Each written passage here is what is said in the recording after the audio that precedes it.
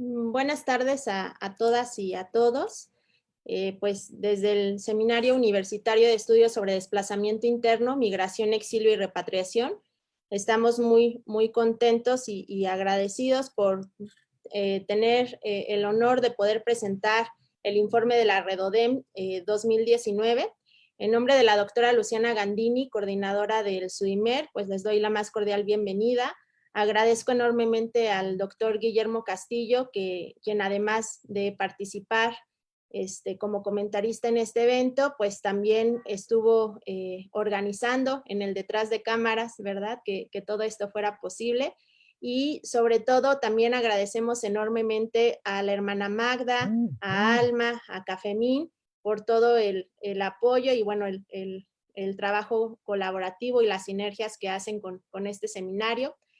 Y bueno, esta presentación tiene un formato académico, va a ser comentado por el doctor Guillermo Castillo, él es investigador del Instituto de Geografía, y posteriormente le daremos la palabra a la hermana Magda de Cafemín, y después tendremos un testimonio migrante que obviamente por cuestiones de seguridad y para salvaguardar su integridad, pues no daremos sus datos sensibles, ¿no? Sin mayor preámbulo, me voy a permitir presentar brevemente al doctor Guillermo Castillo. Él es investigador asociado del Instituto de Geografía de la UNAM, es maestro en antropología, ha realizado diversas estancias postdoctorales en la UNAM. Y bueno, desde 2016 se ha enfocado en realizar trabajos de investigación que tienen que ver con grupos indígenas del sur y noroeste de México. Él es un integrante muy activo del Seminario Universitario de Estudios sobre Desplazamiento Interno, pertenece a 2 de los grupos académicos de trabajo y bueno, pues sin mayor preámbulo, doctor Guillermo, pues te doy la palabra.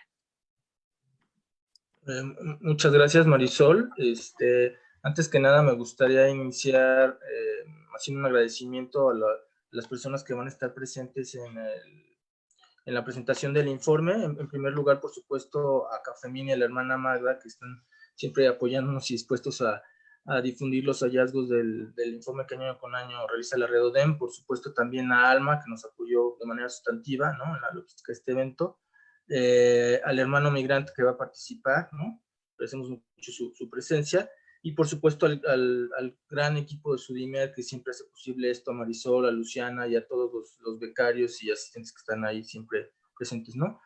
Si les parece bien, lo que yo voy a hacer es comentar un par de cosas sobre una serie de comentarios de orden más reflexivo sobre el informe. Me gustaría iniciar primero con una serie de datos que me parece que son ilustrativos de cómo han cambiado y permanecido alguna serie de dinámicas en los procesos migratorios.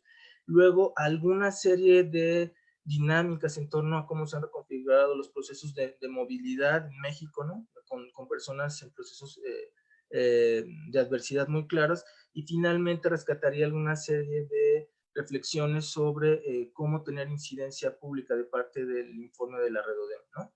De manera que al final le dejemos un buen espacio a la hermana Magda y al hermano migrante para que ellas sean quienes tengan como la voz más presente en términos de lo que aporta el informe, ¿no?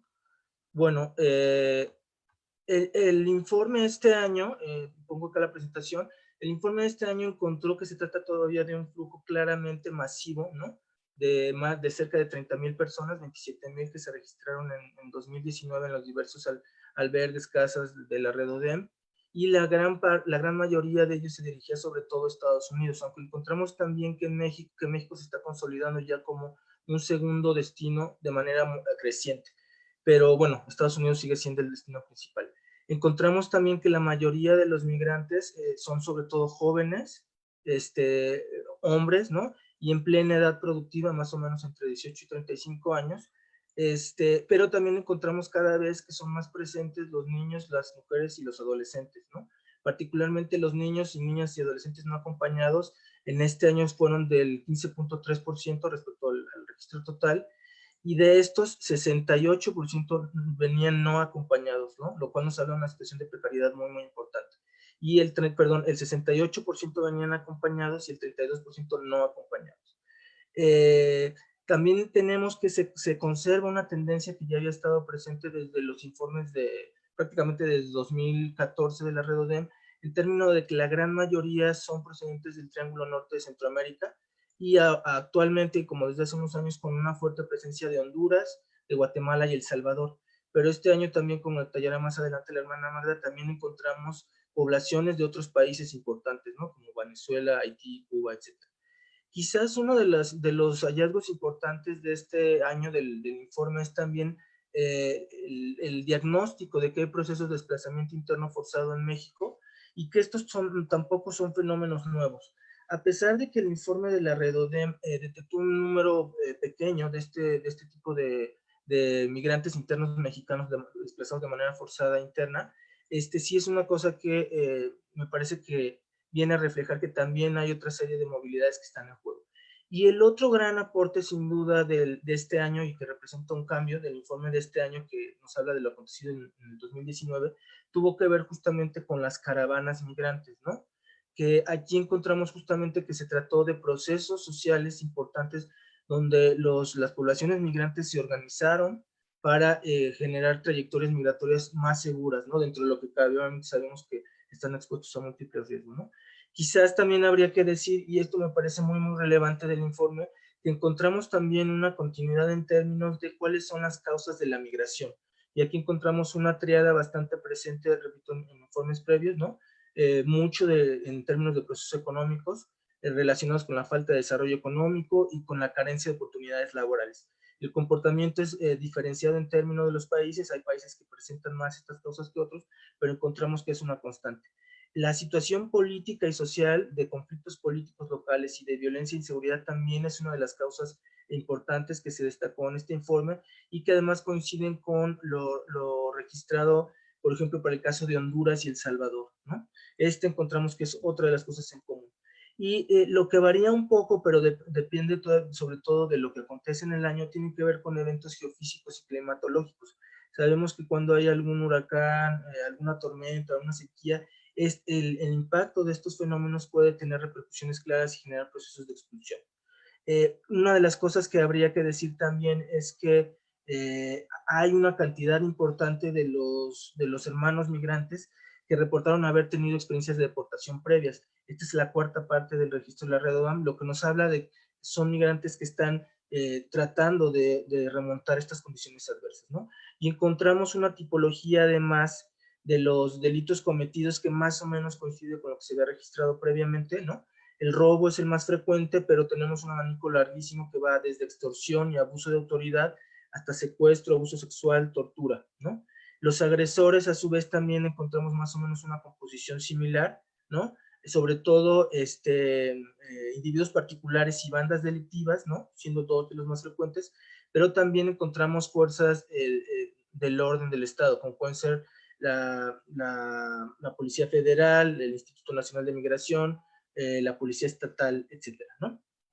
Y algo que sí es muy presente y que tiene que ver con el tipo de política migratoria que se llevó a cabo, sobre todo en 2019, tiene que ver con que se concentra digamos, la comisión de delitos, sobre todo en el sur. En Chiapas, que es realmente el estado que además contiene, ¿no? Porque tiene presente la infraestructura, una importante infraestructura en términos del Instituto Nacional de Migración, pero también Tabasco y Veracruz. Quizás aquí habría que decir dos cosas que son importantes. Este es un listado del tipo de documentos que van a encontrar en el informe de la REDODEM.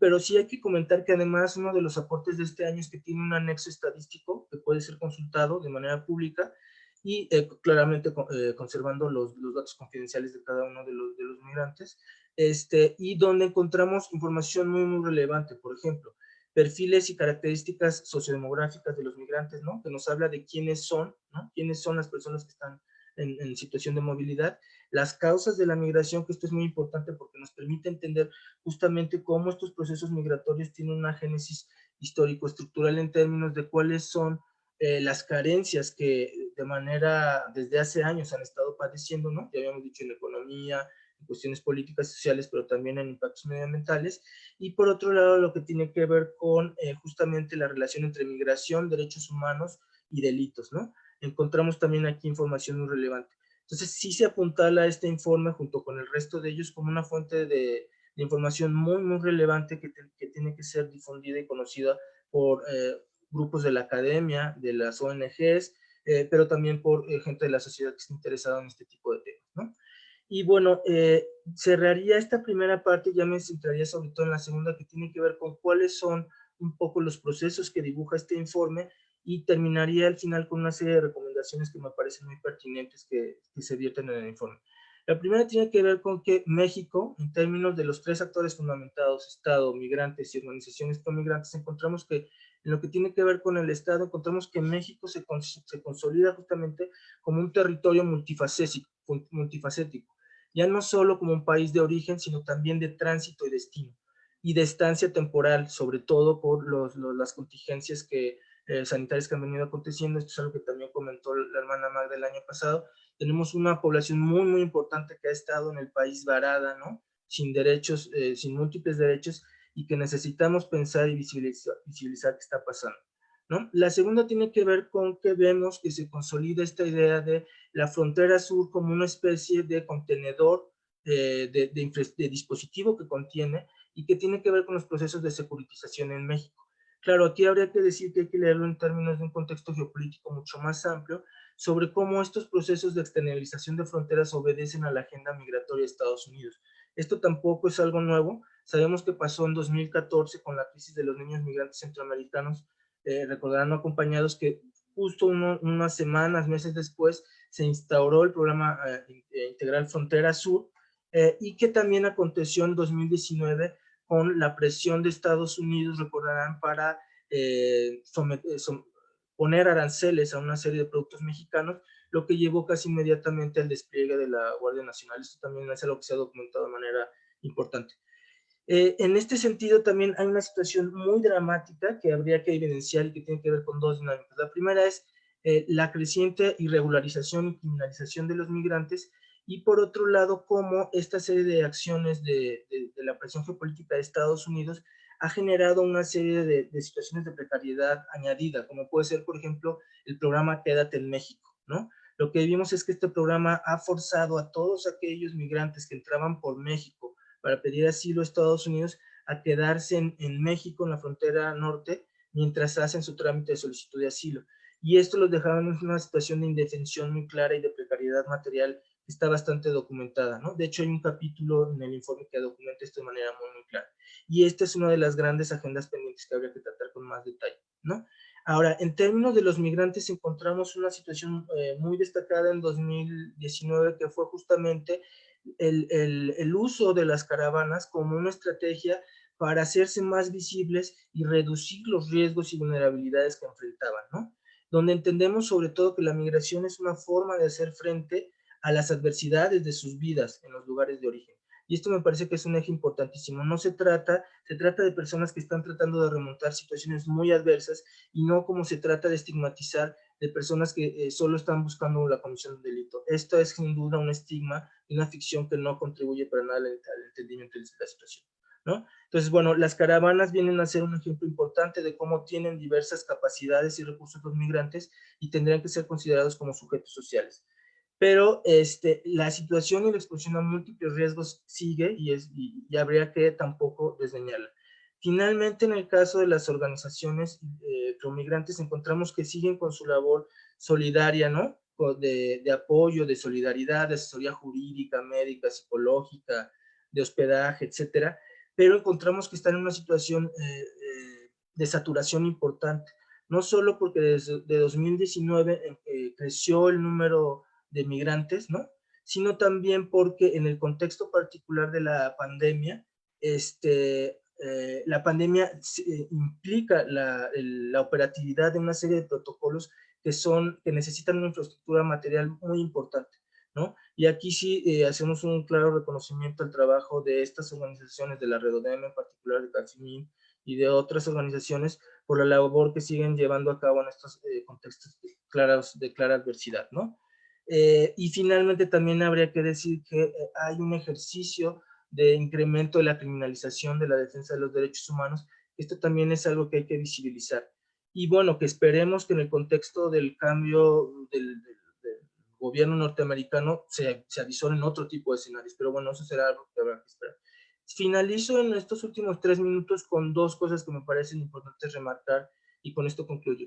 La primera es imprescindible transitar hacia una política migratoria desde el eje de la dignidad humana, ¿no? Mientras necesitamos entender que tiene que haber un cambio drástico en términos de la producción de las políticas migratorias, ¿no?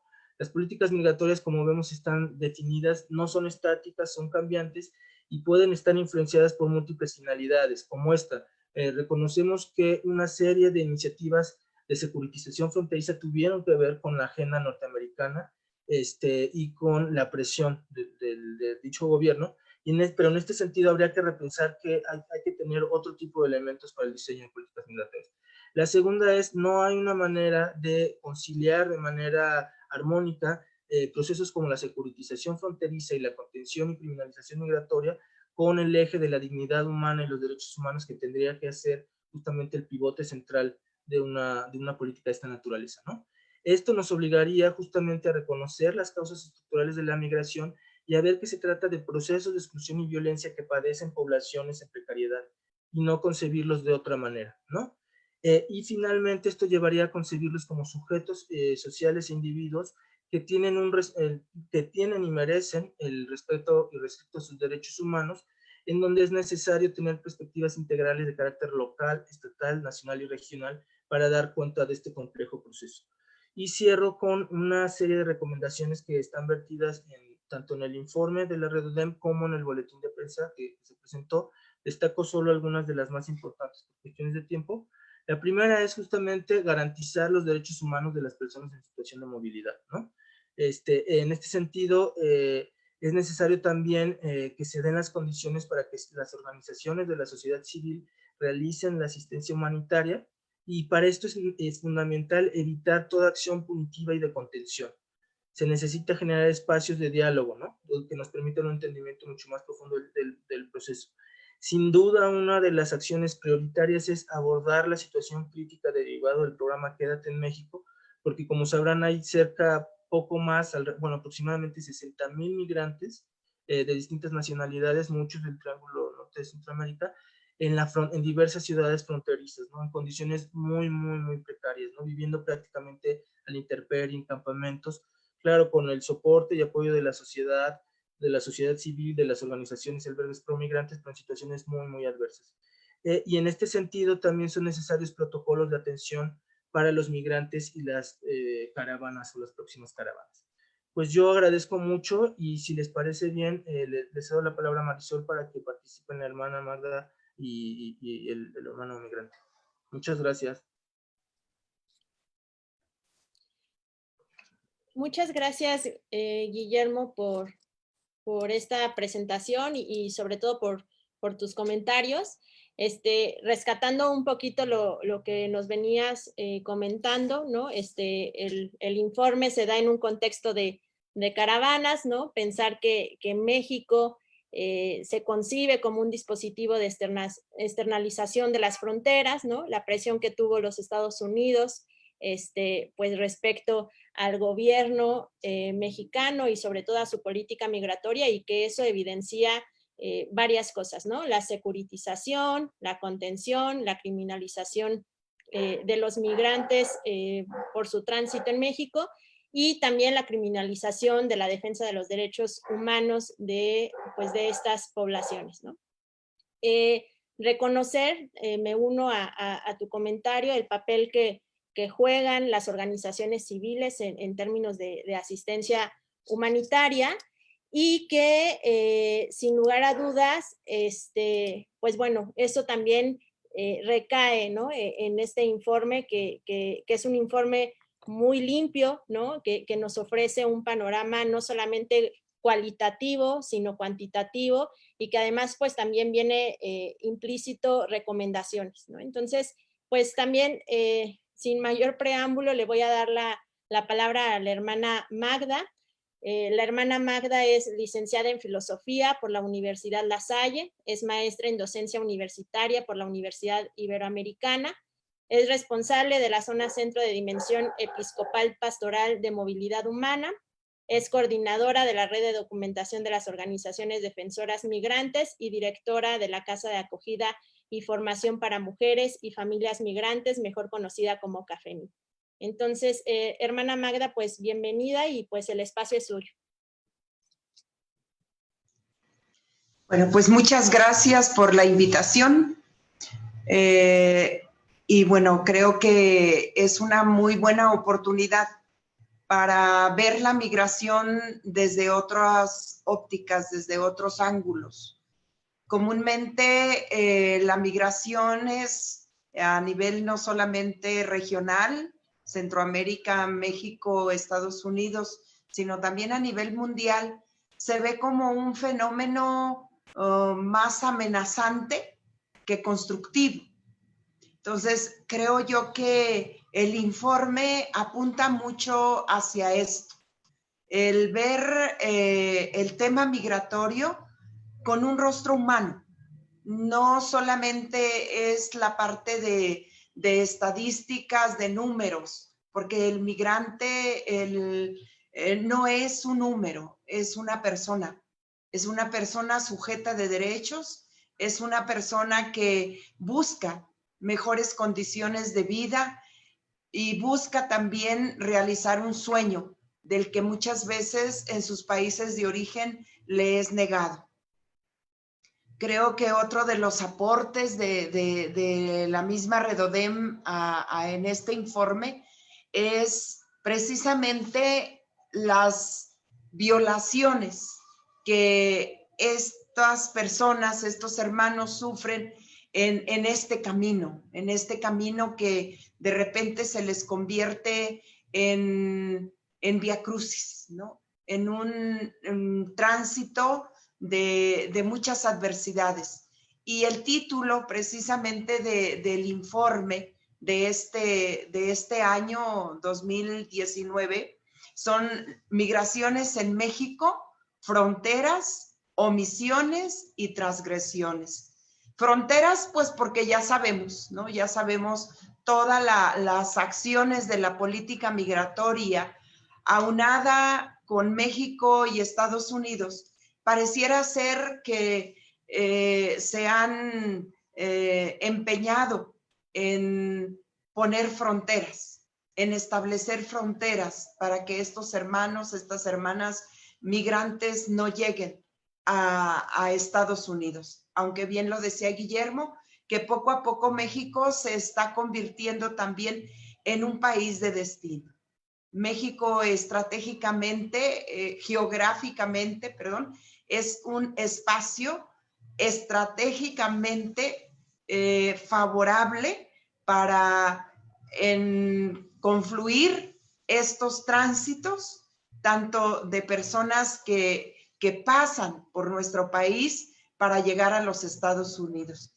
Pero poco a poco también se está convirtiendo en un país de destino y también en un país de retorno.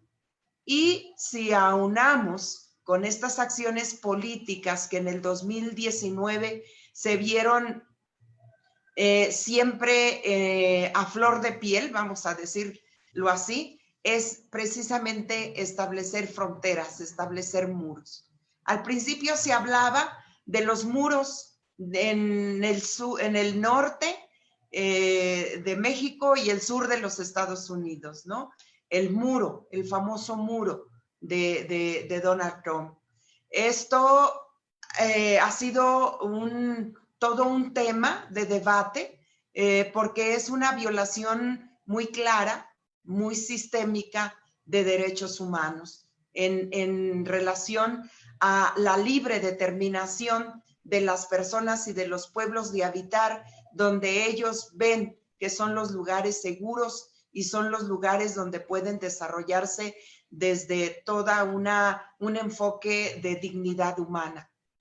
Y eso, en el 2019 se ve también este muro que es recorrido, ¿verdad?, por la política migratoria mexicana hacia el sur.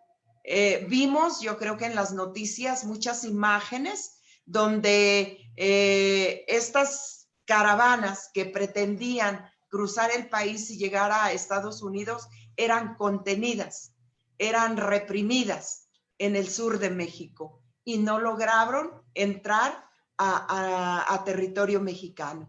Entonces, estas fronteras que de repente empezaron en el norte del país, sur de Estados Unidos, se fue, vamos a decir, recorriendo, ¿verdad?, hasta las fronteras sur del país, México, sobre todo con Guatemala. Y de ahí recorrerse también Guatemala, hacer un muro para los que venían del Salvador, de Honduras. Y así sucesivamente. Entonces, esto también lo hemos constatado en estos registros que día a día se van realizando en estos,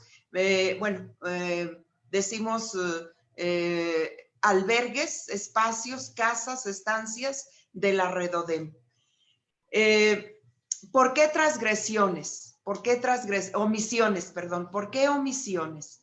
Porque el gobierno, aunque el trabajo de incidencia que las organizaciones de sociedad civil y que muchos de nuestros albergues realizamos de hacer visible estas realidades, estas situaciones que viven estos hermanos y hermanas migrantes, el gobierno se hace como el que no ve.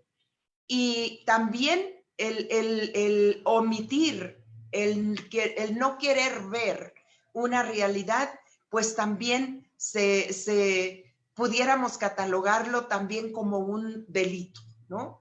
Un delito a la lesa humanidad, a estas violaciones sistémicas de derechos humanos, donde es tan patente la presencia y la precariedad, la vulnerabilidad en que estas personas necesitan, al salir de su país, un lugar, un espacio donde puedan ser acogidos.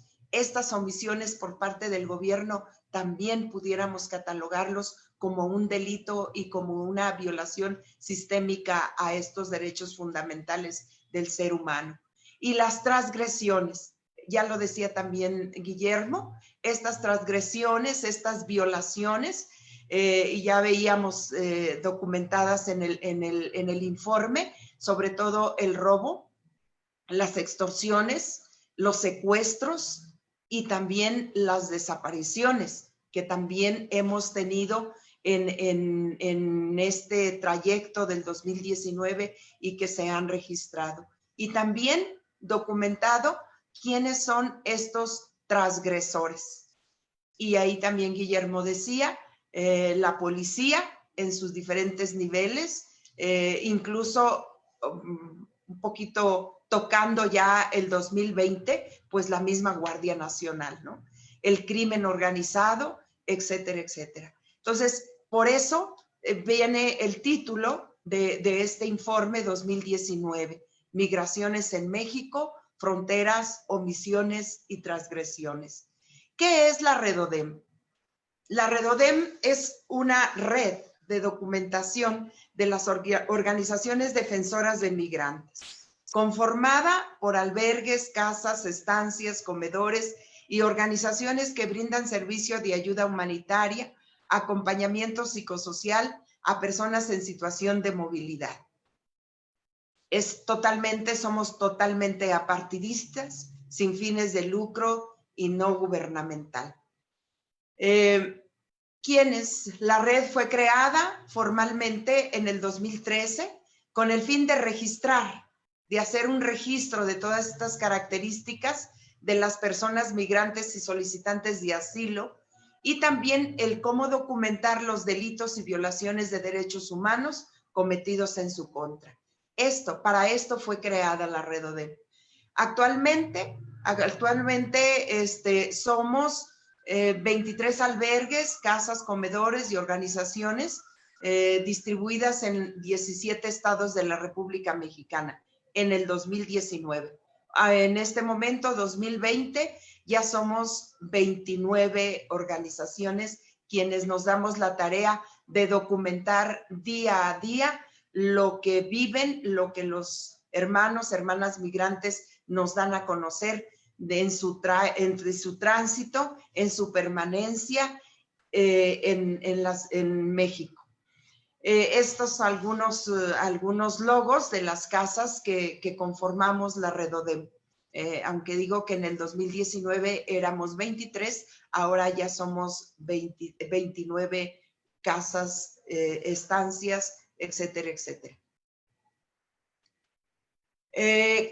¿Cómo se hace o cómo se aplica o cómo se recoge esta información? Es a través de la aplicación de un cuestionario a las personas en situación de movilidad que acuden a los albergues, a las casas, a las estancias, a los comedores y organizaciones integrantes de la red. Y los apartados pues, que tenemos más significativos, que es un trabajo sociodemográfico testimonial, ¿no? Aquí recogemos el testimonio, la vida, la experiencia. No hay ninguna otra red, incluso nos ha llegado notificaciones a nivel mundial, que se dedique a registrar, a documentar día a día las experiencias, la vida, lo que les sucede a estos hermanos y hermanas migrantes. La Redodem es, vamos a decir, esta organización, esta red de documentación, la primera red que surge, ¿verdad? Aunque muy contemporánea, no somos muy viejitas, 2013, ¿no? Pero que tiene esta finalidad de documentar la vida, la experiencia de estos hermanos y hermanas migrantes. Esta información se captura mediante una plataforma en línea que guarda los datos que son la base del análisis y el informe. Y bueno, el fruto, pues son los informes que cada año emite la Redodem. La 7ª publicación anual de la Redodem tiene como principal objetivo el hacer visible y caracterizar la diversidad de personas y flujos que acuden a los espacios que conforman la red.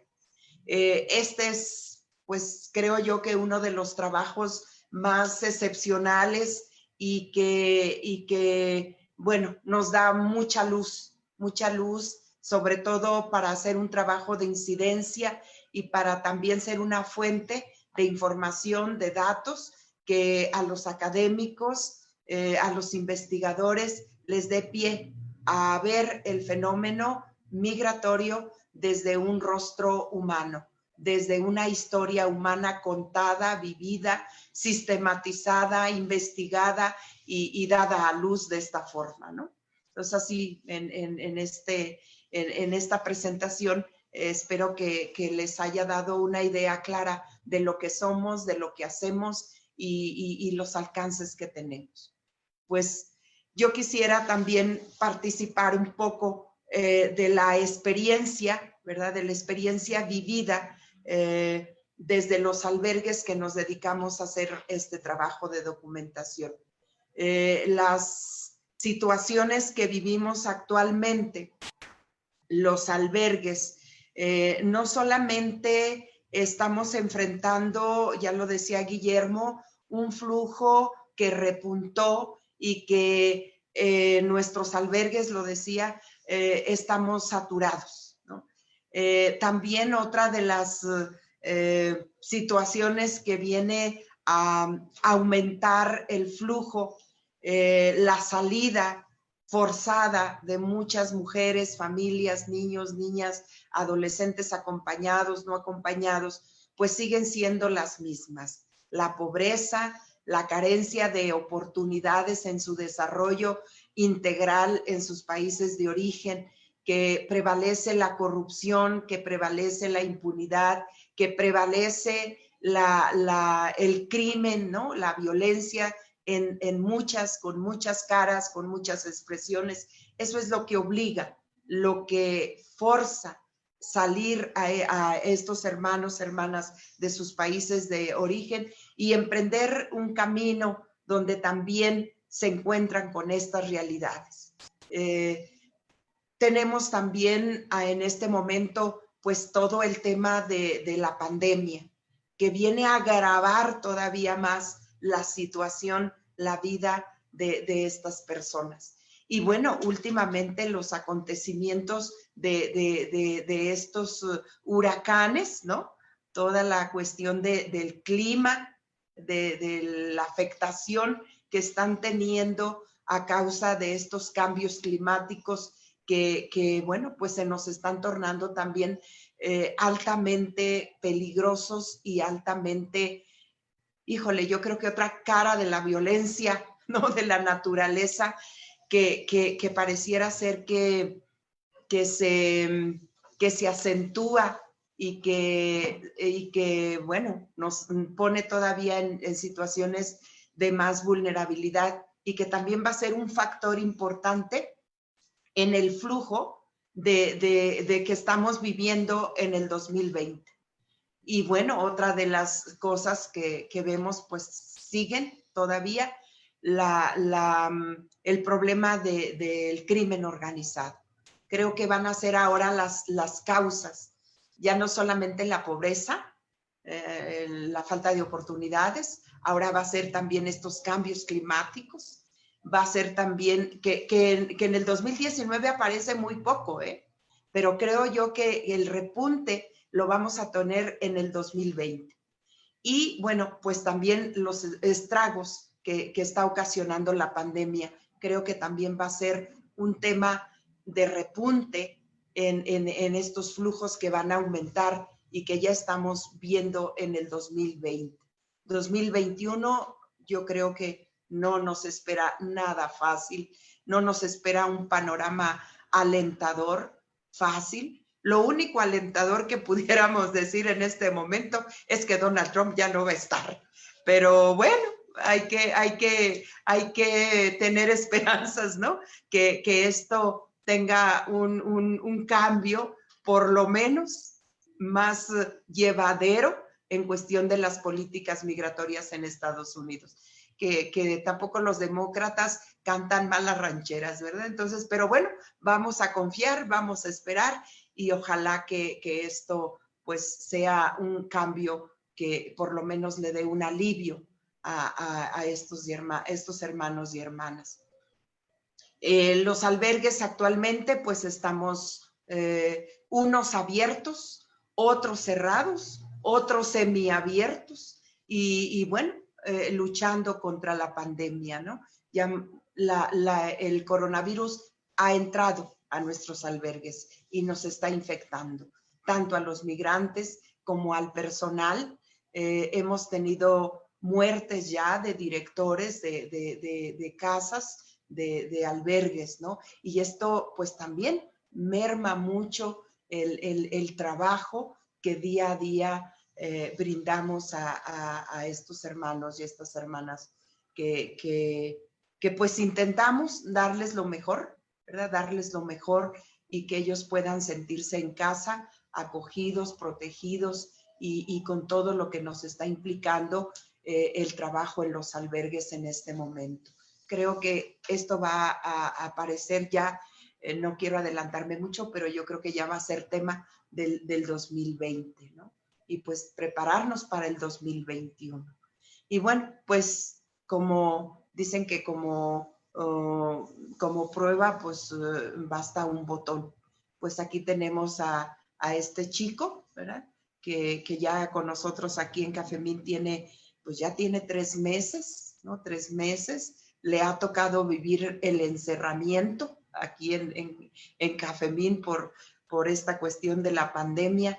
Y pues lo dejo para que él nos comparta un poco su experiencia de vida desde el salir de su país de origen, lo que le ha implicado la travesía para llegar hasta la Ciudad de México, estar en Cafemín, y pues que ya cumplió 18 años y que ya tiene su tarjeta de razones humanitarias y un poco sus sueños, sus ilusiones. Y pues dejo con ustedes con mucho gusto a este chico ilustre, ¿verdad? que habita en este momento Cafemín. Muchas gracias. Hola, tengan todos muy buenas tardes. Por razones no voy a dar mi nombre, pero cumplí 18 años el 1 de octubre aquí en el albergue de Cafemín.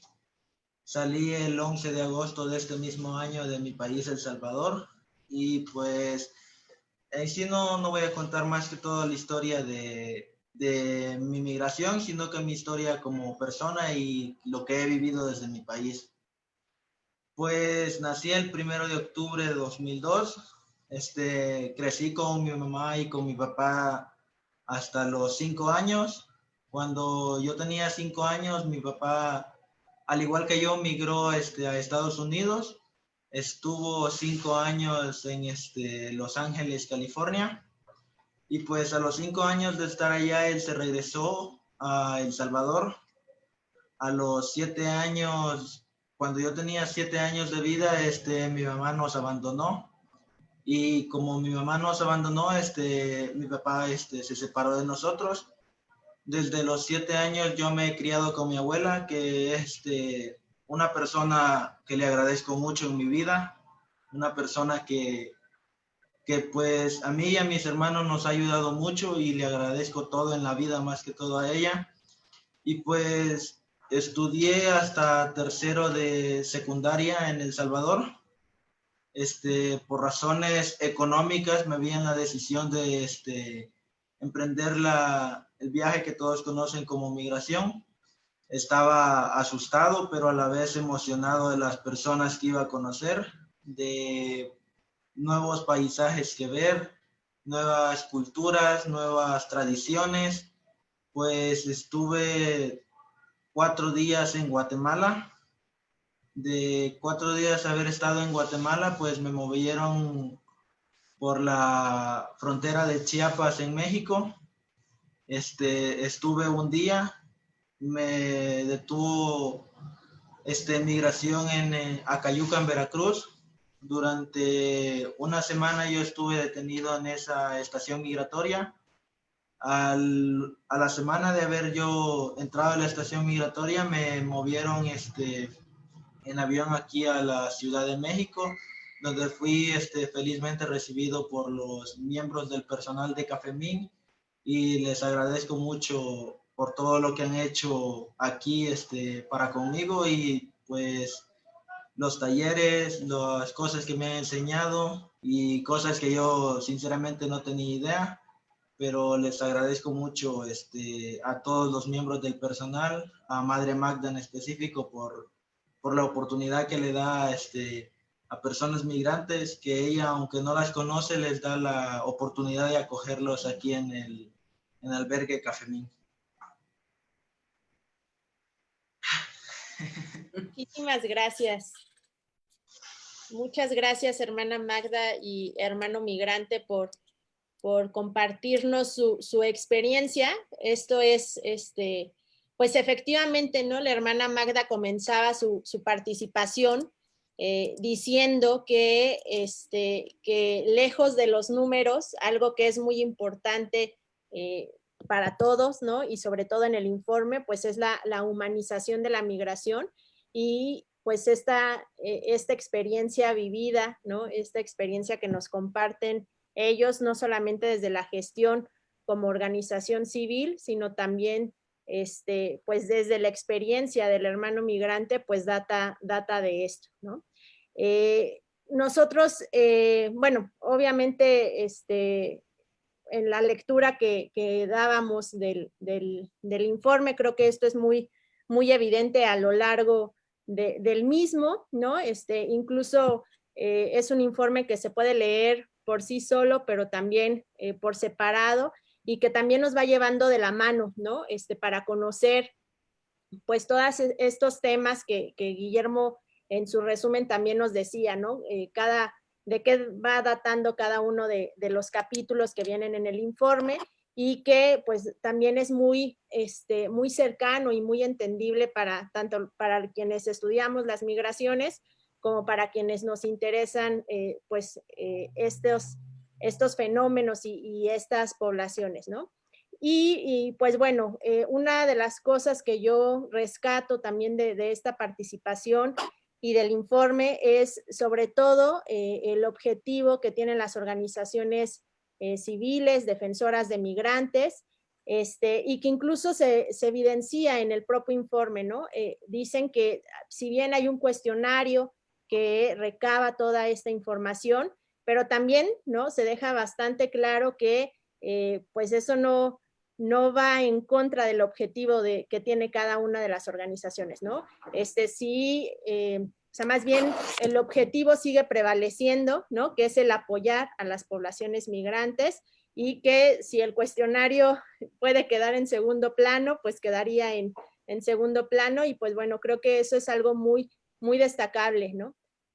Pues bueno, estamos recibiendo sus preguntas en el chat. Ahorita, hasta este momento, que tenemos solo un comentario que nos dicen bueno, que nos comparten, ¿no? Que sí hay un mecanismo de coordinación entre instituciones mexicanas y encargados del tema migratorio en embajadas como El Salvador, Guatemala y Honduras, que lo coordina la Secretaría de Relaciones Exteriores. Y bueno, pues no sé, Guillermo, si tú quieras abonar un poco más a este diálogo que tenemos muy entusiastamente con Cafemín. Sí, sí, si quieren, bueno, habría una breve intervención y le damos espacio si quieren a la hermana Magda y al compañero migrante para que también abunden.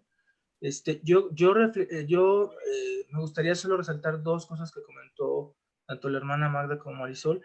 La primera es si la base, me parece que una cosa que es fundamental entender es que el informe se construye sobre todo sobre un trabajo de intervención, solidaridad y apoyo que es fundamental. Es un trabajo que de hecho es mucho más viejo que la misma Redodem, pero la Redodem me parece que es muy interesante la propuesta porque es finalmente una articulación que no solo les permite profundizar, diversificar sus estrategias de atención a las poblaciones migrantes muy vulnerabilizadas, ¿no? Sino que además eventualmente generó la posibilidad de generar un registro. Y este es el segundo punto. O sea, efectivamente, la base del registro es el proceso de apoyo y solidaridad con los hermanos migrantes, pero el segundo punto me parece fundamental también por dos motivos. Primero, porque nos muestra y visibiliza el rostro de un proceso migratorio, como decía la hermana Magda, que no son solo números, o sea, son historias, pero lo que es justamente drástico y dramático es que son miles de historias, ¿no? A veces hay años en que son centenas y centenas de miles de historias, ¿no? Entonces estamos hablando de un proceso que involucra a muchísimas personas y que es necesario conocer y visibilizar, ¿no? O sea, y en este sentido me parece que la apuesta de los informes de la Redodem es fundamental. Por otro lado, permite otra doble articulación y salida. La primera es que hay sectores que pueden empezar a justamente a tratar de reflexionar sobre esto, ¿no? Por ejemplo, la academia, etcétera, pero el otro tiene que ver con la intervención social y las recomendaciones de política pública. En la medida en que conocemos la magnitud de estos fenómenos de movilidad, condiciones muy precarizadas, podemos también generar alternativas, ¿no? No solo de enfocar estos procesos, sino sobre todo de cómo modificarlos para que sean y para que se den en contextos de mayor respeto a los derechos humanos. Yo aquí diría algo que comentamos a lo largo de las intervenciones, tanto Marisol, sobre todo la hermana Magda, también yo, es entendamos que se trata de personas que tienen situaciones de vida muy difíciles, ¿no? Son historias muy complicadas, y que lo que están buscando es lo que haríamos cualquiera de nosotros, es decir, generar una estrategia de poder tener una vida distinta, mejor, más digna, con un mejor salario, reunificarse familiarmente, huir de la violencia, ¿no? Entonces, de ninguna manera escenarios como este van a ser correctamente abordados si son concebidos como problemas o de ópticas de securitización o criminalización. Esa sin duda es una mirada que no ayuda, ¿no?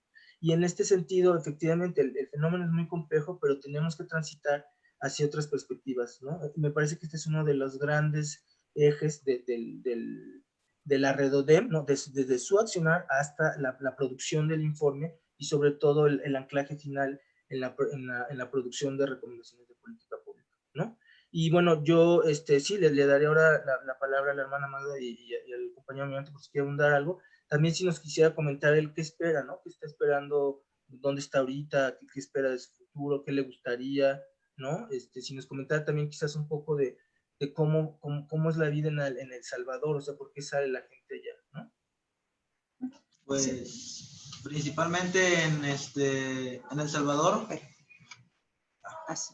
Principalmente en El Salvador, pues yo trabajaba en una panadería, pero por motivos de la pandemia y por la contingencia que se vivió en El Salvador, dejé de trabajar, más bien me despidieron y pues no me adapté muy bien a las clases en línea porque trabajaba y estudiaba a la vez, pero principalmente por la razón que salen las personas de El Salvador es por la economía, porque para ganarse la vida en El Salvador o tiene que tener una carrera universitaria o tiene que trabajar muy duro durante 12 horas al día más que todo, y pues es muy difícil la situación que se vive en El Salvador desde mi punto de vista. Y pues uno de los principales motivos por los que yo salí también es para ayudar a mi familia, a ayudar a que se estabilicen, que mejore su calidad de vida. Tal vez suene un poco egoísta de mi parte, pero otra razón por la que salí de El Salvador es porque no quería vivir mi vida trabajando en el campo más que todo, porque veía personas y me entraba un poco de tristeza y pues quería conocer el mundo, porque uno de mis principales objetivos en la vida es conocer varios países del mundo, porque mi destino no sería solo Estados Unidos, sería conocer Brasil, Japón, Egipto, y pues sé que es un poco un sueño casi inalcanzable, pero espero algún día poderlo lograr. Especializarme en alguna carrera, principalmente diseño gráfico, informe o desarrollo de software, algo que me ayude a superarme a mí mismo, que me ayude a conocer mejores cosas, que me ayude a mejorar como persona, y pues solo eso diría yo. Muchas gracias. Pues sin lugar a duda también creo que tu testimonio es también el testimonio de muchos y creo que cuando la decisión de emigrar no es una decisión sencilla, y creo que cuando la gente lo hace también pensando en sus sueños y en su familia y en ellos, ¿no? Entonces, pues es muy, muy válido soñar, y sobre todo, pues que puedas tener la oportunidad en otro espacio, ¿no? Sí, hermana Magda, no sé si usted quiera comentar algo. Sí, bueno, creo que uno de los puntos también a resaltar es el crecimiento en número de esta población de niños y adolescentes, tanto acompañados como no acompañados. Cafemín, creo que, y algunos otros albergues también de la red, nos hemos enfocado en la atención de esta población, y esto nos ha implicado también una capacitación, una formación muy específica, muy puntual para atender pues este nuevo perfil, ¿no? Y creo que es uno de los retos que también fuimos documentando, fuimos desarrollando en nuestros modelos de atención. El atender, como estábamos acostumbradas a atender una población adulta de una forma u otra, ¿no?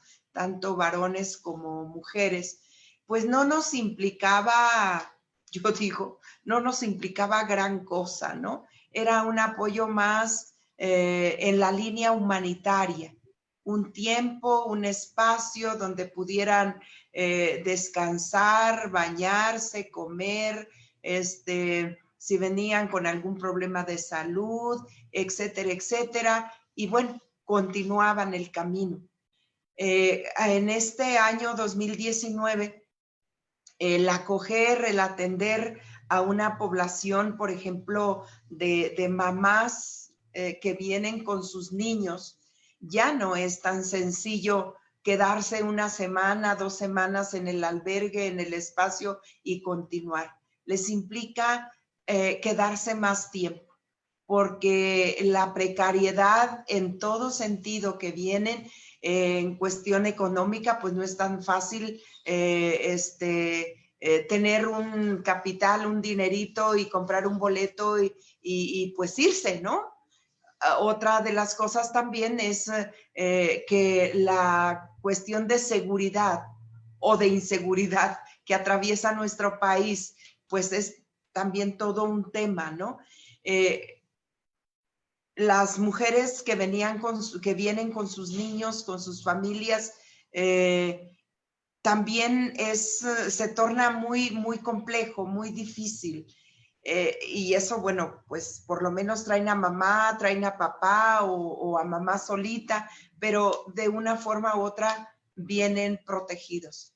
El tema de los niños y adolescentes no acompañados es también todo un tema, porque son chicos que, como aquí nuestro querido chico, traen sueños, traen ilusiones, quieren cambiar su vida, quieren cambiar sus condiciones de vida y aspirar, y creo que tienen derecho a aspirar a una vida mejor, donde ellos puedan sentirse humanamente satisfechos, plenamente satisfechos y también aportar a la sociedad. O sea, no, aunque él dice, a lo mejor me escucho egoísta, pero no es nada egoísta al manifestar que él desea, él quiere, él busca otros espacios donde pueda desarrollarse humanamente, espiritual, intelectual, cultural, económicamente. No es egoísmo, es una aspiración humana. Entonces, ¿cómo negarles, verdad? Y viene un poco la reflexión, ¿cómo negarles estos sueños? ¿Cómo decirles que para ellos eso no se vale? Incluso hasta hacerlos desistir, que es un acto egoísta. No, es un derecho. Entonces, creo yo que el tener a estos chicos, estos niños aquí, nos ha metido en ese reto a los albergues, de darles un acompañamiento lo más posible e integral. Con la pandemia nos vimos en la necesidad este chico nos dice que tiene 3 meses, pero ahorita tenemos chicos que tienen 8, 9 meses ya, desde que inició la pandemia. Entonces, aquí están tratando ahora sí, de aguantar, ¿no? Pero porque saben que hay un sentido más superior, más allá de la condición precaria, etcétera, etcétera. Hay sueños, hay ilusiones, hay ganas de superarse. Y hay que secundarlos, hay que apoyarlos, hay que sostenerlos hasta donde podamos.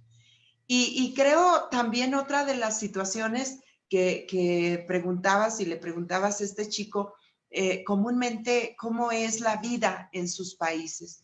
Bueno, a él no viene huyendo del crimen organizado, que es otra de las causas del por qué emigra.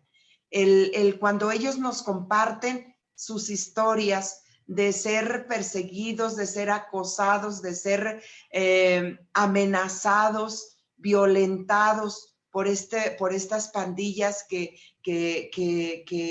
pues ahí conviven ahí con ellos en sus barrios, y que si ellos no aceptan las condiciones que les ponen estas bandas criminales, pues les dicen, ¿sabes qué? Pues simplemente te vamos a desaparecer. O conocemos tu familia, conocemos dónde vives, conocemos esto, y si tú no accedes, pues vamos a acabar con tu familia.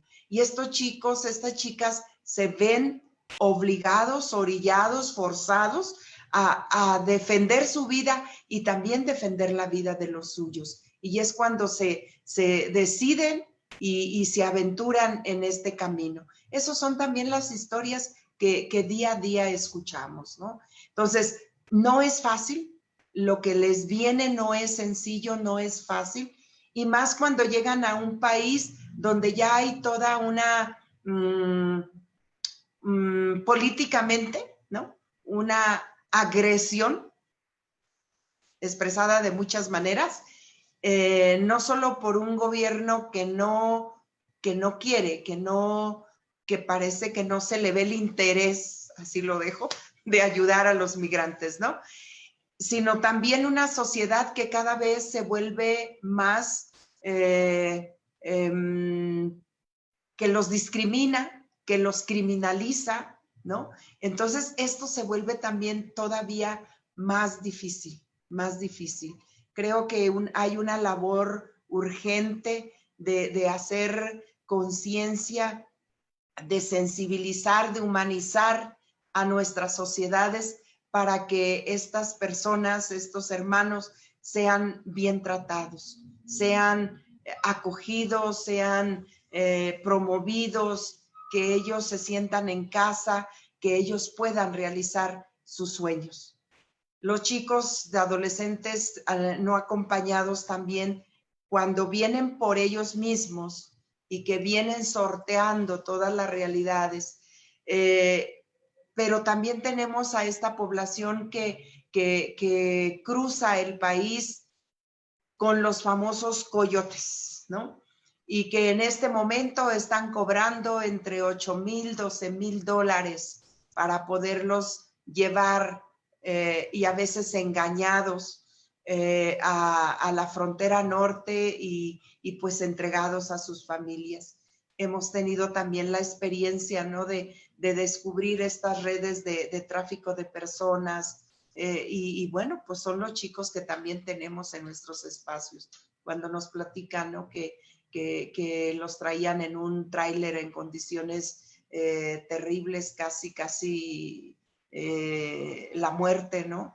Y cómo los tienen encerrados y cómo empiezan a extorsionarlos y cómo empiezan a cobrarles cuota a sus familiares, etcétera, etcétera. Y todo esto también pues coludidos con autoridades, ¿no? Del gobierno mexicano y también de sus países. O sea, son de veras calvarios, ¿no? Viacrucis, que no es tan sencillo de asimilar. Hay que acompañarlos, hay que escucharlos, hay que apoyarlos, hay que sostenerlos. Y bueno, pues ahí son los retos enormes que también tenemos como albergues, ¿no? De seguir esta labor que vamos contra tiempo y contra todo, ¿no? Y contra la misma violencia que ellos viven. Y pues creo que el trabajo es un trabajo emocionante, es un trabajo muy bello, muy hermoso, pero también de muchos retos, de muchos sinsabores, de mucha incertidumbre, porque cómo garantizarles a ellos de que les va a ir bien, de que van a triunfar, de que van a salir adelante. Los sostenemos, los apoyamos, los ayudamos, y bueno, creo que el trabajo que realizamos pues gira en torno a todos estos retos, a estas realidades y cómo tener un sí sostenido, ¿no? Para estas personas que vayan descubriendo que son personas dignas y que tienen derecho a soñar. Muchas gracias, hermana Magda. Justamente en el chat nos preguntaban sobre cuáles eran como los retos, ¿no? que tendrían los albergues durante la pandemia. Y en ese sentido me voy a permitir dar lectura de un par de preguntas que también vienen pues siguiendo, ¿no? Esta cuestión de los retos y qué es lo que se espera para el siguiente año, ¿no? Sabemos que estamos pues en tiempos de incertidumbre, ¿no? Que aún no sabemos realmente qué es lo que va a pasar en términos de política migratoria, en términos sociales, en términos económicos, en términos de nada. Y bueno, también pues con la adecuación, ¿no? de la ley de migración, también nos encontramos aún más en un panorama mayor de incertidumbre, ¿no? Entonces, en ese sentido, nos preguntan cuáles serían los retos que viven las personas migrantes respecto a la integración social, ¿no? Una vez que salen del albergue. Y también siguiendo un poco pues este comentario que nos hacía sobre pues que la pandemia también nos ha sacado la individualización, ¿no? De las personas, en donde pues de por sí ya éramos bastante egoístas y no nos preocupábamos por el otro, ¿no? Y siempre ha sido como un debate bastante constante en los estudios de la migración, ¿no? La estigmatización y todo esto. Y bueno, en ese sentido, ¿qué podríamos hacer para humanizar o sensibilizar a la población, ¿no? Y bueno, no sé si quieran que les diga otras más, si juntamos unas y de ahí las responden, o nos vamos una por una. Pues yo creo que ahorita creo que son dos, juntaste dos, ¿no? Sí. Vamos así, ¿no? Vamos Muy desarrollando así. Primero, pues los retos, preguntan de los retos, ¿no? Ante la pandemia y como que, cómo también sensibilizar y cómo poner en evidencia, ¿no? Hacer visible pues la presencia de estos hermanos, de estas hermanas en nuestro país, ¿no? Yo creo que los mismos medios de comunicación, el trabajo que hace la academia, los investigadores, el trabajo que hacemos como sociedad civil, como albergues, creo que hay mucha información. Basta meterse un poco a nuestro internet, ¿verdad? Y hay mucha información. Claro que vamos a encontrar información diversa y a veces hasta opuesta, ¿no?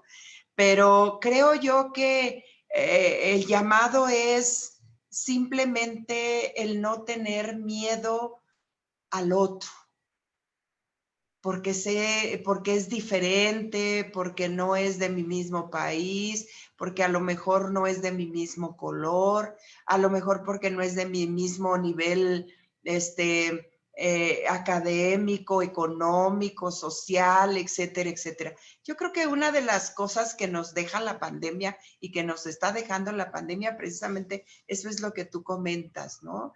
El que al final, ¿quiénes somos nosotros y quiénes son ellos? Pues al final somos los mismos, con circunstancias, con situaciones diferentes quizá, pero nos conecta un sentido de pertenencia, de ser seres humanos, ¿no? Nos pertenecemos. Lo que le sucede al otro, me sucede a mí. Lo que le acontece al otro, me acontece a mí. Lo que al otro le ayuda a desarrollarse, a crecer, eso me favorece a mí, ¿no? Entonces, yo creo que hay que ir tirando todos esos prejuicios y a veces hasta juicios, no solo prejuicios, y hacer juicios de las personas que son diferentes. Es un llamado a vernos, sí, diferentes, pero al final somos los mismos. Somos los mismos. Entonces, creo yo que en la medida de que vayamos quitando esos muros, ¿no? Esos muros mentales, esos muros que nos afectan tanto y que nos hacen poner barreras, ¿no? Hay que tirarlos. Al final estamos en el mismo mar revuelto, picado, tempestuoso, violento a lo mejor, pero vamos en la misma barca. Entonces, ¿por qué? ¿Por qué en vez de ser obstáculos no somos facilitadores, no somos puentes? En vez de ser muros, ¿por qué no somos carretera, vías, ¿no? Donde podamos transitar con toda lo que nos implica el hecho de ser humanas, personas. Creo yo que ese es un llamado a la conciencia de todo ser humano, de todo individuo. Al final estamos en la misma barca y yo creo que hay que remar juntos en vez de ser obstáculo, en vez de ser muros. Para mí eso es una cosa no muy importante que nos está dejando ver la pandemia. Que otra de las cosas es, yo creo que a tiempo y a destiempo, seguir haciendo visible estas historias, estas realidades, que no son nuestros enemigos, que no son amenaza, sino que somos parte uno del otro, donde somos recíprocos, donde nos ayudamos a construir juntos. Creo que también son de los prejuicios que tenemos que irnos quitando. No nos vienen a invadir. El territorio mexicano es tan grande, ¿no? Hay tantas oportunidades para unos y para otros que en ningún momento tenemos por qué sentirnos amenazados. Y esos son nuestros retos, de quienes nos dedicamos a dar la cara por ellos, para que cuando ellos ya tengan rostro, no porque no tengan, sino que tengan un rostro visible, una historia que contar y una vida que construir, el camino se les allane. Quienes nos dedicamos a eso, a allanar los caminos, pues yo creo que tendremos que trabajar juntos. Yo siempre he dicho que solos no podemos. Academia, sociedad civil, iglesias, mismo gobierno, ¿no? Tenemos que trabajar juntos y hay que hacer un trabajo fuerte de incidencia. Por ejemplo, ahorita una de las cosas que está sucediendo también es, pues es mucha gente que está transitando por nuestro país y los procesos o las respuestas que está dando el gobierno, por ejemplo, a través de la Comar, a través del Instituto mismo de Migración, pues están siendo muy pobres, ¿no? Necesitamos que esta gente se les otorgue un documento donde ellos puedan accesar. No debería, ¿verdad? Pero bueno, se necesita un documento donde a ellos les dé seguridad, donde a ellos puedan accesar a los servicios básicos de salud, por ejemplo, ahorita tan urgente y tan necesaria, ¿no? Eso, pues sabemos que está totalmente parado. Tenemos rezagos enormes en la Comar, tenemos rezagos enormes en el Instituto Nacional de Migración. Si antes duraba el proceso para obtener un visado, duraba un mes, 2 meses, 3 meses, ahorita estamos 1 año, 8 o 9 meses, 1 año. Entonces, imagínate, todo eso crea mucha incertidumbre, crea muchas situaciones de inseguridad y también pues de obstruir una integración lo más sana, productiva y constructivamente posible, ¿no? Yo creo que esos son de los grandes retos que tenemos todavía que hacer la sociedad civil y trabajar junto con el gobierno para que esto vaya siendo cada vez algo más ligero, ¿no? Muchas gracias, hermana Magda. Tengo una pregunta para David y nos dicen aquí cuáles han sido los obstáculos más grandes que han tenido al llegar al albergue y sobre todo cuáles han sido los obstáculos que al estar en un país diferente. Pues desde mi punto de vista no han habido muchos obstáculos porque me he adaptado bien a la rutina del albergue, ayudo en lo que puedo. He conocido nuevas personas de diferentes países que nunca pensé conocer. Por ejemplo, personas de Nicaragua, Honduras, Guatemala, Venezuela y pues Colombia también.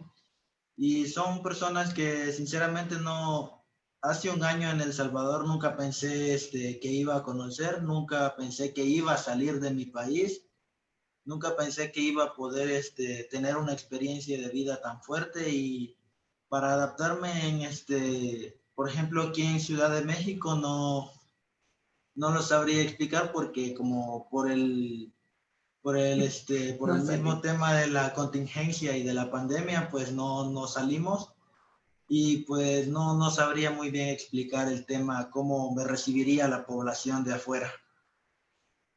Y un poco tu sueño a continuar. Pues mi sueño a continuar es pues mi objetivo ahorita es llegar a los Estados Unidos, que ya aquí en el albergue me dieron un trámite para poder yo obtener mi tarjeta de visitante por razones humanitarias y ya la tengo en mi poder, se podría decir. Y pues mi destino es continuar mi camino hacia Estados Unidos, pero principalmente, como ya les comenté, no es quedarme en Estados Unidos porque pues sería muy triste al igual que quedarme en El Salvador, sino que mi destino es estudiar, aprender, ayudar a personas que lo necesiten, como por ejemplo, tengo un ejemplo que es Madre Magda, que nos ayuda mucho aquí en el albergue, y pues ayudar a mi familia, especializarme en algo y pues recorrer el mundo más que todo y no quedarme en un lugar fijo. No, no vivir mi vida detrás de un escritorio, detrás de una computadora, conocer culturas y pues estudiarlas, conocer la historia de diferentes países y más que todo eso. Ciudadano del mundo.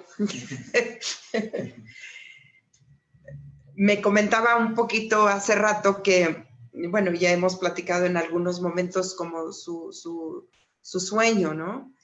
Pero bueno, pues sigue siendo también el decir llegar a los Estados Unidos, pues, ¿qué implica, no? ¿Qué te implica? O sea, pues sí, no es soñar y cerrar los ojos, ¿no? Y aquí estoy ahorita, cierro los ojos y ya los abrí y ya estoy en Estados Unidos. O sea, ¿qué te implica hacer ese recorrido, no? ¿Qué te implica? ¿Qué tendrías que hacer, no? Pues primero que nada, pues trabajar y esforzarme y pues sinceramente no tengo muy planteado cómo lo haría, pero sería un desarrollo entre unos 4 o 5 meses, no estando aquí en el albergue, pero sí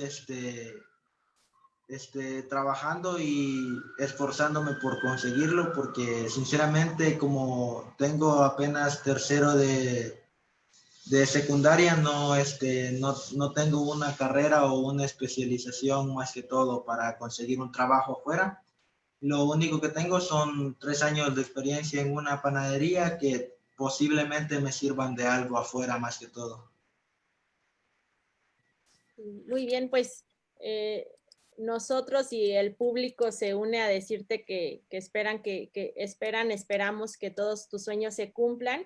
Y sin lugar a dudas, pues los cambios nunca son fáciles, ¿no? Ya lo decía anteriormente, creo que la decisión de emigrar no es una decisión sencilla y tampoco que uno despierte y diga, me voy de aquí, ¿no? Entonces, sin lugar a duda, creo que implica una serie de retos, ¿no? Una serie es una suma de decisiones para tomar esa decisión, ¿no? Entonces, eso pues también pues repercute también en muchas cosas y bueno, pues siempre te desearemos lo mejor. Pues ya nada más para ir cerrando, hay una pregunta que nos gustaría mucho traerla acá y que creo que también puede servirle al público, es respecto a las formas de apoyar colaborar o acompañar a la red, ¿no? Y bueno, se suma una pregunta más que dice que, bueno, a partir de la pandemia ha habido un cambio, ¿no?, en los flujos de migración, si esto ha aumentado o ha disminuido. Y pues bueno, esas serían las últimas preguntas para cerrar esta presentación. Muchas gracias. Bueno, pues sí, a raíz de la pandemia, el flujo no ha parado. Sí ha disminuido, pero no ha parado. Y bueno, hay muchos matices también ahorita en el flujo, ¿no? Por las mismas políticas o acciones de la política migratoria mexicana, y pues ahí enganchada con la de Estados Unidos. Por ejemplo, tenemos las realidades de la frontera sur y las realidades de las fronteras norte, ¿no? Que son cinturones ahorita. Se está hablando casi por ahí tenía el dato, a ver si lo tengo aquí, para ser más exacta, tenemos 50,000 personas, ese es el dato, 50,000 personas en las fronteras, ¿sí?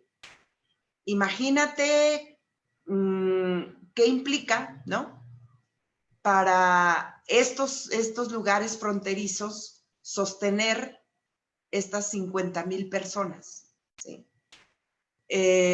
Muchas ya desgastadas en situación de calle. Los albergues, les decía hace rato, unos abiertos, otros semiabiertos y otros por cuestiones de la pandemia cerrados, solo atendiendo a la gente que ya tiene adentro, ¿no? Esto, pues bueno, se complica mucho. Entonces, el flujo no ha parado. Están viajando de otra manera. Fíjate que curiosamente el tren ahorita sigue siendo el móvil, ¿sí? Otra vez, cosa que ya el año pasado, incluso en el 2018, decíamos que ya no era opción. Si se acuerdan cuando presentamos el informe, que ya no era opción el tren. 2019, lo que ya del 2020, se está otra vez el tren siendo el móvil, con todo y lo que implica de peligroso, en todo sentido, ¿no? Los muros que levantaron sobre las vías, los guardias privados que están monitoreando, cuidando, el crimen organizado que sigue cobrando cuotas, ¿no? O sea, todo lo que implica, pero ahorita es la única vía. Los contaminados que tenemos en el camino y que se van quedando en algunos lugares, ¿no? Los albergues del sur llenos, saturados. Los albergues del norte saturados, ¿no? Y los albergues del centro un poco haciendo como de colchón, ¿no? Para poder salvar muchas situaciones. Entonces, pensamos que en el 2020 va a repuntar. Ese sí es el diagnóstico. La pandemia está haciendo estragos en los países. El clima ahorita, el cambio climático con estos huracanes, está cambiando la situación. La violencia no ha bajado, ¿no? La pobreza ha aumentado. Entonces, bueno, esos son los pronósticos. ¿Cómo se puede ayudar? Pues bueno, yo creo que hay muchas formas de apoyar, ¿no? Ya este chico nos ha dicho sus sueños. Aunque él dice que no tiene obstáculos, pues claro que tiene muchos obstáculos. Primero, ¿qué va a hacer cuando deje el albergue? Porque dice que ya no quiere estar en el albergue, ¿no? O sea, ¿qué va a hacer? Él plantea, pues, de que tiene un tercero de secundaria, no tiene un documento, se quedó en su país, ¿no? Cómo acompañar el proceso de integración local, ¿no? El de buscar un trabajo. Dice que hizo unos cursos de panadería y aquí también se ejerce en la panadería, en los talleres de panadería en Cafemín. Ese puede ser su forma de vivir, ¿no? O su medio para vivir cuando esté ya fuera del albergue. ¿De dónde va a pagar un cuarto, una renta, comida? Él quiere estudiar y pues quiere viajar, pues va a tener que estudiar idiomas. Entonces, bueno, todo eso para lograr un sueño, pues hay un proyecto de vida. De hecho, él ya está trabajando un proyecto de vida, ¿no? Pero necesitan los recursos, ¿no? Y así como él, pues ahorita tenemos 18 adolescentes solos, no acompañados, ¿sí? Y ese es el sueño de ellos. Ese es el sueño. Unos de llegar a Estados Unidos con su familia, otros quedarse aquí en México porque no tienen familiares en Estados Unidos, pero tampoco pueden regresar a sus países, ¿no? Entonces, imagínate en quién nos pueden ayudar. La caridad es creativa y los albergues siempre necesitamos. Hay muchas formas de ayudar, desde económicamente, con alimentos, ahorita ropa abrigadora, por ejemplo, zapatos, tenis. Hay muchas formas de ayudar. Creo que los contactos a lo mejor sería bueno dárselos y donde estén, ¿no? Si nos están viendo, escuchando de otros estados, pues tenemos contactos, las direcciones de los albergues de la Redodem. Pueden acercarse y bueno, ahorita tampoco tenemos voluntarios, nos quedamos sin voluntarios. Los equipos estamos trabajando de la mitad de personal. Algunos se nos contagiaron, no tenemos voluntarios. Entonces, bueno, hay muchas maneras de ayudar y se los agradecemos mucho todo su apoyo y la ayuda que nos puedan dar. Muchísimas gracias. Guillermo, no sé si quieras ir un comentario final para cerrar la mesa. Bueno, sí, primero que nada agradecerle mucho a la hermana Magda, al hermano migrante, su presencia, su testimonio.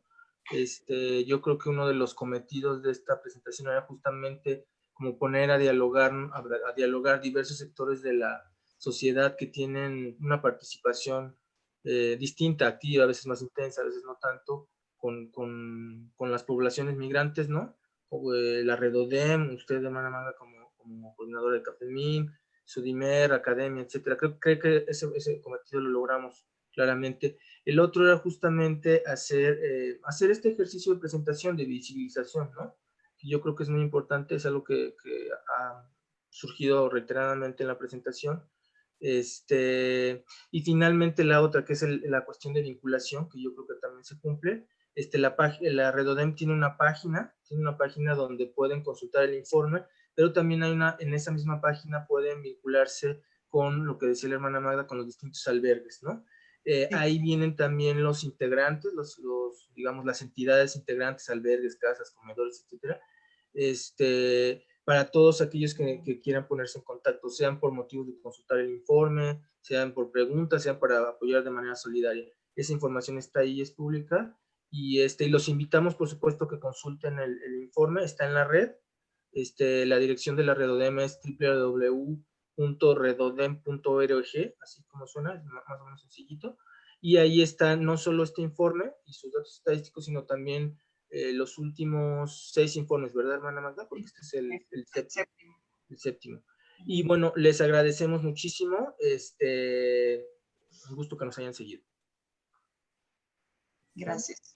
Pues también, por último, nada más agradecerle a quienes estuvieron dejando comentarios a través del chat del Facebook, a Alma, a Eloísa, a Cristóbal, se conectaron también de la Casa Migrante Algodones de Baja California, y también mandan saludos del proyecto Taika a la hermana Magda. Pues para finalizar, nada más esto, pues nos quedamos con muchos elementos y muchos temas para reflexionar. También en el Facebook les estuvieron compartiendo el informe y la página que ya nos hacía favor Guillermo de mencionar, ¿no? Nos quedamos con la reflexión y sobre todo con las acciones de humanizar la migración, ¿no? Y sobre todo de evidenciar y visibilizar todos estos procesos que son muy importantes, son evidentes y que además no son aislados, ¿no? Entonces, nos quedamos con esa reflexión, los invitamos a revisar el informe, a reflexionar, ¿no? A accionar desde sus posibilidades y bueno, sin mayor, pues nosotros les agradecemos mucho el haberse conectado. Quiero hacer un agradecimiento muy especial y muy particular en nombre de la doctora Luciana Gandini, coordinadora del SUDIMER, nuevamente a Guillermo, a la hermana Magda, a nuestro hermano migrante, y sobre todo pues a los chicos que aunque no aparecen aquí en cámaras, pero que su apoyo es muy importante para este seminario, a Rocío, a Adriana, a Jesús, a Mildred, a Naomi, espero que no se me haya pasado alguna, y pues muchísimas gracias a todos y a todas por conectarse. Y pues bueno, nos vemos hasta la próxima. Gracias, gracias. Gracias. Gracias, Guillermo. Gracias.